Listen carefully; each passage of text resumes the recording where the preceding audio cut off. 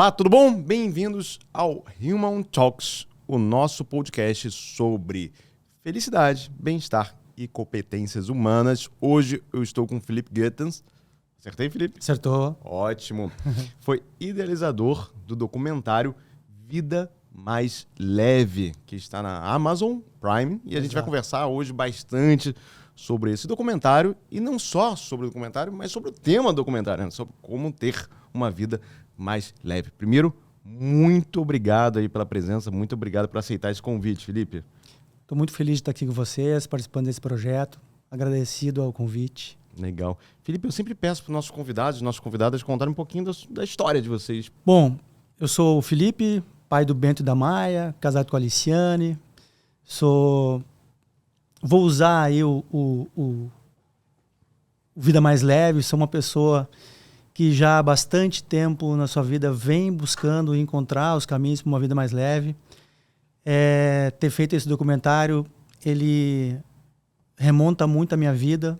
Então, eu tive depressão, ansiedade, crise de pânico durante muito tempo da minha vida. E isso afetou tanto as minhas relações quanto a minha carreira profissional. E ter buscado caminhos para lidar com isso, de alguma forma me trouxe até aqui, né? Me trouxe a profissão que eu tenho hoje, trabalho dentro das organizações, ajudando que as empresas sejam ambientes de desenvolvimento emocional, não de adoecimento emocional. Então, migrei de área, eu vim da publicidade e propaganda, vim do marketing e fui migrando para a área de pessoas, porque eu percebi que para eu lidar com as minhas questões emocionais, eu tinha que aprender muito sobre emoções, sobre comportamento humano. E todo esse conhecimento que me trouxe autoconhecimento também fez com que eu utilizasse todo esse ferramental na minha vida e também nessa nova carreira, né, que já tem aí perto dos seus 8 anos. Legal. Isso é bastante interessante, essa abordagem corporativa, né, que eu falo que a gente sabe hoje em dia que o mundo está doente, né? O mundo está uma crise grave de saúde mental, né? Infelizmente. E eu costumo dizer que a gente não percebeu ainda que as empresas estão doentes também, né? Eu costumo dizer que empresas são seres não encarnados. Tem toda a característica orgânica também. Sim, sim. E pós 2019, 2020, as empresas saíram um pouquinho doentes também, né? Uhum. A gente ainda está viciado em antigas práticas de gestão que muitas vezes não funcionam mais, né? Uhum.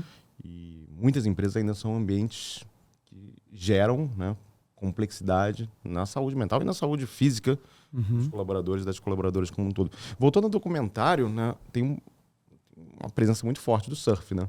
Então, queria que você falasse um pouquinho do papel do esporte, papel do surf dentro da sua vida e também dentro do seu trabalho nas organizações. Com certeza tem muito paralelo, né?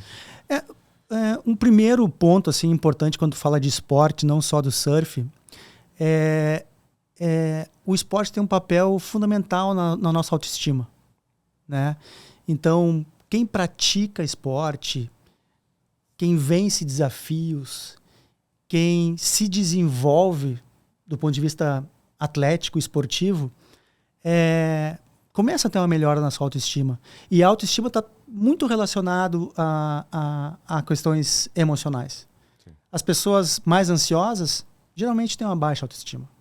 Elas não acreditam no seu potencial para lidar com os seus desafios. Então o esporte, começando a responder, ele tem esse papel de fortalecer a nossa autoestima e ajuda muito a gente melhorar as nossas questões emocionais. Para mim, o esporte foi fundamental para eu conseguir melhorar do ponto de vista emocional. Por esse motivo, né, que eu te falei. Você começou com 12 anos o surf, né? O surf eu comecei com 12 anos. Né? Mas também porque, além disso, o surf ele é como se fosse uma atividade meditativa. Né? Tem uma neurocientista do Einstein, a Elisa Cossasa, que ela fala muito sobre meditação, sobre o papel da meditação, na importância na nossa saúde emocional, inclusive dentro das organizações. E ela é praticante de surf. Né? E ela coloca também como o surf é uma atividade em que a gente se conecta com a gente mesmo. E com a natureza, né? E esse é outro ponto que eu ia trazer. O surf é um esporte que te puxa para a presença. né? De tu estar conectado com a onda, conectado com a natureza. E essa presença nos ajuda a saborear aquele momento. Então, se a gente for pensar, por exemplo, uma happiness skills, uma habilidade da felicidade, que é trazida pela neurociência e pela psicologia positiva, o savoring é essa capacidade de eu saborear os momentos. Então, estar no presente, né? Estar no presente e saboreando. Saboreando, né? Curtindo aquele momento. Isso é profundamente importante para o nosso bem-estar. Estimula o nosso bem-estar. Eu estava lendo um livro recentemente chamado Nação Dopamina, né? Eu gosto muito desse livro, na verdade, eu recomendo para todo mundo. E uma das citações sobre estar no presente, em esporte, ela entrevistou uma menina que pedalava todo dia. Ela era muito ansiosa, só que ela pedalava com fone de ouvido, né? Ela falou, tenta tirar o fone de ouvido. E aí, quando ela fez esse experimento de um mês sem fone de ouvido, ela falou, cara, eu comecei a ver até as cores diferentes, porque eu estava realmente conectado. Enquanto eu estava com fone de ouvido, ouvindo música, lá ouvindo a Taylor Swift, eu estava conectada com um mundo ainda criado, né? Uhum. E quando ela tira o fone de ouvido, ela fala, cara, me conectei pela primeira vez com a natureza. Eu acho que o esporte tem muito isso, né, cara? E o esporte também tem... Quando a gente olha, vamos voltar para a psicologia positiva, né? Um dos aspectos que a psicologia positiva traz como algo que beneficia o nosso bem-estar é a gente ter uma maior prevalência de emoções positivas que negativas no nosso cotidiano. E o esporte está relacionado a isso. A eu me fazer atividades que me tragam emoções positivas. Né? Então, você praticou outro esporte em seu surf? Durante muito tempo eu fui atleta de stand-up. Legal. Né? Então eu cheguei a ser vice-campeão brasileiro, tive um nível competitivo mesmo, isso me ajudou bastante. Mas hoje eu... O stand-up que você está falando, o stand-up... O stand-up paddle. Paddle? Aquela de remar, né? E tem competição, não sabia não. Tem. Pô, eu adoro stand-up. Stand-up eu sei fazer. Sim. A gente tá falando sobre surf no almoço. Surf eu nunca me aventurei. Como é que é a competição de stand-up? Tem as provas de wave, que é de onda, que é como se fosse surf, com uma prancha menor, com remo. E tem as provas de race. Que aí é velocidade. Que é mar longa aberto distância, mar aberto. Longa distância, Fantástico. 14, 15 quilômetros. Cheguei a fazer prova no Ceará, aí a prova de downwind a favor do vento em alto mar. Eu não sabia disso. Prova de 40 quilômetros. Caramba. É sensacional, lindo. Também conecta muito com a natureza. Ali você conecta equilíbrio, mente, tudo junto, né? Exato, é meio zen, assim. O stand-up foi na verdade, foi uma teimosia minha. A primeira vez que eu fiz stand-up foi em Noronha, durante um swell na Praia do Porto, lá. Né? Sim. Eu quebrei a costela. Aí eu falei, cara, não é possível, todo mundo faz isso. Aí eu falei, vou continuar. E eu continuei, cara, voltei pro Rio, comecei em viagem, Porto... Aonde? Maragogi e tal. E depois eu me apaixonei. Eu falei, cara, gostoso, assim, hein? você... Passava horas lá tinha um rio, né, em Pernambuco, passava horas fazendo e, cara, me desconectava completamente. Eu só me conectava de volta que tinha aqueles mosquitos, aquela muriçoca. Sim. Aí grudava aqui, eu falei, cara, não posso tirar isso, eu não vou desequilibrar. Mas pra mim é um esporte maravilhoso. Mas eu não sabia que era realmente um esporte competitivo, não sabia. Tem provas nos Estados Unidos, no mundo inteiro. Eu não te perguntei isso porque hoje em dia eu acredito muito também, eu tento praticar, eu queria ouvir sua opinião sobre isso. Sobre a diversificação também das fontes de prazer, né, cara? Porque... Não é o seu caso, lógico, mas muita gente coloca no calendário, eu vejo muito amigo meu, não, vou praticar esporte.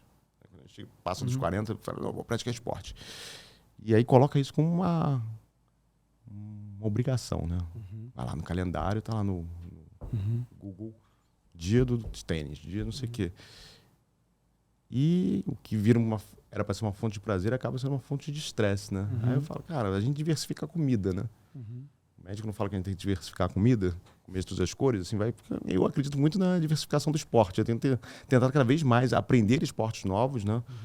Canoa havaiana é um exemplo disso. Comecei esse ano e eu acho maravilhoso. Remei muito de canoa havaiana. Porque você começa a se conectar com outras pessoas, senso de time, senso de coletividade, é muito legal. E o que você acha sobre isso, sobre diversificar? Eu acho que, primeiro, em relação à tua observação dos teus amigos, né? Eu acho que o equilíbrio é fundamental. Não tudo, né? Nada que vai ser em excesso vai ser bom. E eu acho que aprender atividades novas é sempre salutar, né? Para nosso emocional. E essa tua observação, nunca pensei muito a respeito de diversificar o esporte, mas eu acho que o esporte é tão saudável, tão gostoso, faz todo sentido. Acho que faz, né? Eu tô com essa reflexão forte, eu tô testando desde o início do ano. Na verdade, sabe como é que surgiu isso, cara? Esqueci se é 120 ou 130. Uma entrevista de um americano que ele falou: você é o primeiro ser humano a viver 130 anos. Acho que é 130. E aí é que isso me chamou a atenção. Cara, vou ler o artigo dele. Ele falou: eu tô com 60 e eu vou viver até os 130. E ele falou: como é que eu vou viver até os 130, né? Ele falou: cara, se eu tô com 60 e eu vou morrer com 80, 85, se eu fizer uma experiência nova por ano, eu vou fazer só 25 experiências novas até o resto da vida. Então, minha maneira de viver até os 130 é multiplicar a quantidade de experiências novas. Então, não posso mexer na idade orgânica que eu vou morrer, mas eu vou mexer nas experiências. E ele começou a falar muito sobre diversificação de esporte, diversificação de experiências, diversificação de fontes de lazer, né? Eu falei: cara, vou fazer experimento durante foi promessa de ano novo, mas tá funcionando, cara. A gente tá em março aí, tô cumprindo. A gente tá no último dia de fevereiro, minto. Legal, não virando uma obsessão, né? Não. Porque às vezes coloca como uma meta algo que... Não, a gente tem que tomar muito cuidado com isso. Então... A barreira entre o prazer e a obsessão, ela é tênue. É verdade. Mas fala um pouquinho mais do documentário. Como é que foi a experiência de idealizar, né? E ver isso acontecendo? O documentário, ele surgiu como uma ideia de trazer um conteúdo relevante sobre saúde emocional para as pessoas, né? Durante a minha vida, na busca do autoconhecimento, na busca de entender o que é ansiedade, por que a gente tem ansiedade, como é que a gente pode lidar com a ansiedade, muita gente me impactou, né? Muita gente me trouxe conteúdo relevante. Muita gente me ajudou do ponto de vista prático mesmo, estando ao meu lado. Então, eu quis, de alguma forma, compartilhar esse conhecimento, né? Então, algumas das pessoas que me impactaram, eu trouxe para o documentário, consegui ouvir. E eu tomei cuidado também de trazer pessoas de diferentes áreas. Para ter uma ideia, escutei um palhaço, Márcio Libar, um surfista de onda grande, o Carlos Burle. O Carlos Burle parece um filósofo, né? O universo do palhaço, a gente entrou profundamente nos últimos 6 meses. A gente tem um professor aqui que é palhaço, eu acho fantástico, né? Sim, conheço, ele é fantástico. Fantástico. Então, o documentário, ele vem com essa proposta, né? E essa pergunta, como é que eu posso ter uma vida mais leve, sempre me motivou, assim, eu sempre busquei isso, porque não quero me vitimizar, assim, mas durante muito tempo eu não conseguia olhar para a minha vida e ficar satisfeito por causa das questões emocionais. Vários episódios de depressão, né? As crises de pânico sucessivas. Entendo completamente. Então, não era legal, né? Eu cheguei a um ponto que eu falei: não quero mais. Não quero mais. Porque tem um ponto que... E aí, compartilhando um pouco, eu entendo completamente, porque assim... Até 2019 eu não sabia na pele o que era isso, né? E depois de 2019 eu tive 3 crises graves de depressão, depois entrei em vários tipos de tratamento. E tem uma hora que você fala: cara, não quero mais, não aguento. Não aguento. Quando eu falei não aguento, foi depois de uma crise de pânico no hospital, tomando diazepam na veia, e eu pensei em me matar, né? Só que lá no fundo veio uma voz, né, que disse assim: cara, a vida é tua, se tu não... acabar com o teu sofrimento emocional, tu vai acabar com a tua vida. Então, essa frase, vida você é minha, até virou uma tatuagem que eu tenho aqui, também virou um blog que eu comecei a escrever lá em 2013, chamado Vida Você é Minha, que eu contava a minha experiência com depressão, ansiedade e tal. E eu fui aprendendo muito conteúdo, buscando conteúdo em relação a isso, né? E eu trouxe isso de alguma forma para o documentário também. O documentário, então, é uma construção, é parte de um processo, né? Relacionado assim, à minha vida, ao meu conhecimento, ao que eu quero compartilhar. Está muito vinculado ao meu propósito, né? De tentar, de alguma forma, ser um vetor de transformação emocional para as pessoas. Legal. Pessoal, a gente vai chegando na nossa segunda parte aqui do nosso podcast. Lembrando que a gente tem 3 partes, né? A última parte ela é exclusiva aí da nossa rede Alumni, nossos alunos aí de pós-graduação, de cursos livres. Falando um pouquinho aqui dos próximos planos, né? Você estava me falando no almoço que pretende aí um segundo documentário. Qual vai ser a abordagem desse segundo documentário? Então, a gente está tentando viabilizar o segundo documentário, estamos muito próximo de conseguir, estou assim, muito otimista em relação a ele. No segundo documentário eu quero trazer um pouquinho mais o contexto corporativo. Né? No primeiro documentário eu falei muito do indivíduo. Vai ser o trabalho mais leve. Mas vida também, né? Eu acho que dá para ter vida mais leve no trabalho. Né? Não precisa ser pesado. Né? Inclusive eu tenho um programa de desenvolvimento de liderança que é liderança leve. Né? Então, porque eu acho que quando a gente constrói um ambiente propício ao desenvolvimento, ao cuidado humano, tende a ser leve, não precisa ser pesado. É de responsabilidade, é de resultado, mas não precisa ser algo desgastante emocionalmente, a ponto de causar um burnout, por exemplo. A gente não precisa passar por isso. Eu acho que tem uma influência cultural muito forte também, né? E principalmente em algumas profissões. Eu brinco... Vamos pegar uma profissão específica aí, né? Vamos pegar um médico. Eu tenho muitos amigos médicos, minha família toda é médica. E aí o médico, ele quase tem orgulho, né? Pô, não tô sem tempo pra nada. Né? Eu falo, pô, mas será que então isso é bom? Não, eu venho, assim, eu sou engenheiro de formação. No mercado financeiro é cheio de engenheiros. A galera conta com orgulho, né? Pô, tô sem tempo pra nada. Pô, engordei tantos quilos. Velho, mas vamos parar um pouquinho. E foi o que você falou, né? Não é abrir mão dos resultados, não é abrir mão dos objetivos, mas um equilíbrio, né? Até porque os números estão aí, eles mostram que a performance aumenta quando a gente tem um melhor equilíbrio. Na verdade, às vezes são números de médio prazo. Você vai ver com uma ação um pouco mais lenta, mas são resultados mais sustentáveis. Exatamente. Né? São resultados mais sustentáveis. Como é que você vê a aceitação das empresas? Você vê uma questão geracional também, isso? Que isso é um ponto interessante, né?